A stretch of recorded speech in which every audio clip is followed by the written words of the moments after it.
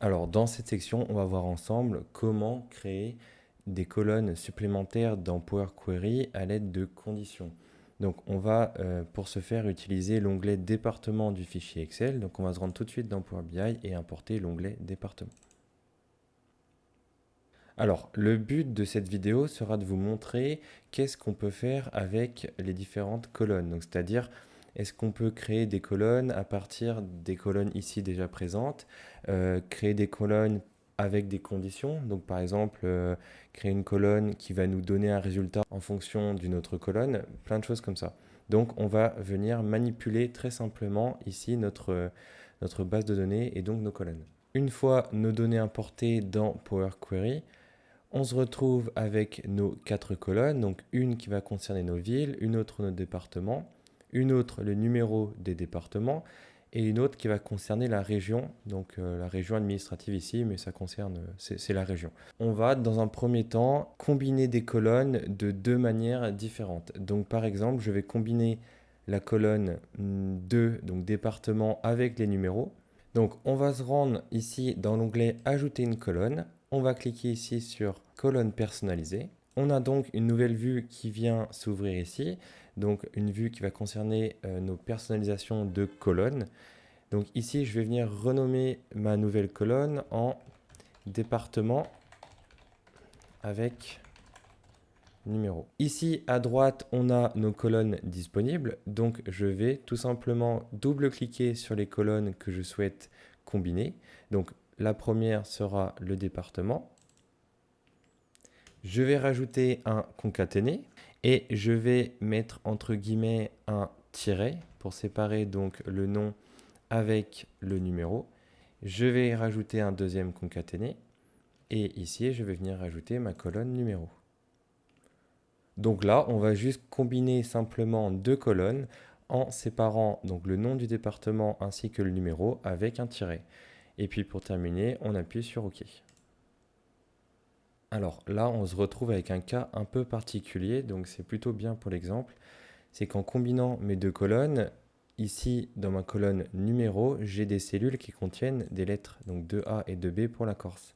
Donc Power BI me retourne une erreur pour toutes les autres lignes qui contiennent seulement des chiffres, étant donné que le format ici ne doit pas être bon. Donc je vais ici venir cliquer sur ABC 1, 2, 3 de ma colonne numéro pour changer le format et je vais passer tout en texte. Donc ça, c'est la première étape.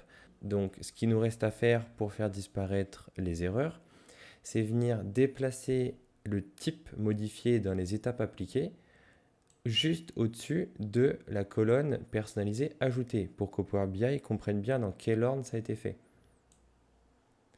Je vais revenir ici sur la dernière étape, donc je reclique dessus sur la colonne ajoutée et voilà, du coup Power BI a bien ajouté les deux colonnes ensemble avec un tiret au milieu. Donc ça, c'était pour le premier exemple. On va le voir dans tous les cas dans une prochaine section plus en détail ce qui concerne donc les étapes appliquées, mais sachez que vous pouvez ici glisser en haut donc des étapes ou une étape au milieu, vous pouvez la descendre en bas. Bien sûr, il faut que ça ait un sens. Sinon, Power BI va retourner des erreurs. Mais là, pour notre cas, il était intéressant justement de venir, au lieu de supprimer notre colonne et de la refaire, venir modifier le format et le mettre avant la colonne. Comme ça, Power BI comprend le changement. On va maintenant utiliser les colonnes conditionnelles dans Power Query.